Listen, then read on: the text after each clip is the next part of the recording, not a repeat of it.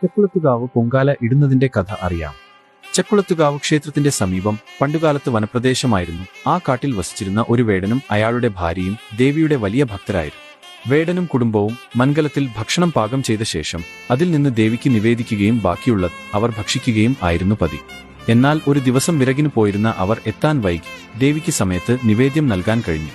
അമ്മയെ പട്ടിണിക്ക് ഇടേണ്ടി വന്നല്ലോ എന്ന ദുഃഖം അവരിൽ കണ്ണീരായി. വൈകിയെങ്കിലും അമ്മയ്ക്ക് ആഹാരം പാകം ചെയ്യാൻ കലം നോക്കുമ്പോൾ മരച്ചുവട്ടിലിരുന്ന കലത്തിൽ നിറയെ ചോറും കറികളും അവരുടെ അത്ഭുതം പ്രാർത്ഥനയായി. അമ്മയെ വിളിച്ചുള്ള പ്രാർത്ഥന തുടർന്നു. അപ്പോൾ അതാ കേൾക്കുന്നു: മക്കളെ, ഞാൻ നിങ്ങൾക്ക് വേണ്ടി തയ്യാറാക്കിയതാണ് ഈ ആഹാരം. നിങ്ങളുടെ ഭക്തിയിൽ ഞാൻ സന്തുഷ്ടയായി. തീരാ ദുഃഖത്തിൽ പോലും എന്നെ കൈവിടാത്തവർക്ക് ഞാൻ ദാസിയും തോഴിയും ആയിരിക്കും. അങ്ങനെ വേടനും കുടുംബവും അമ്മയ്ക്ക് മൺകലങ്ങളിൽ അർപ്പിച്ച നിവേദ്യവും പരാശക്തിയായ അമ്മ വേടനും കുടുംബത്തിനും നൽകിയ ആഹാരവുമാണ് ചെക്കുളത്തുകാവിലെ പൊങ്കാലയുടെ ഐതിഹ്യം. Download ShareChat.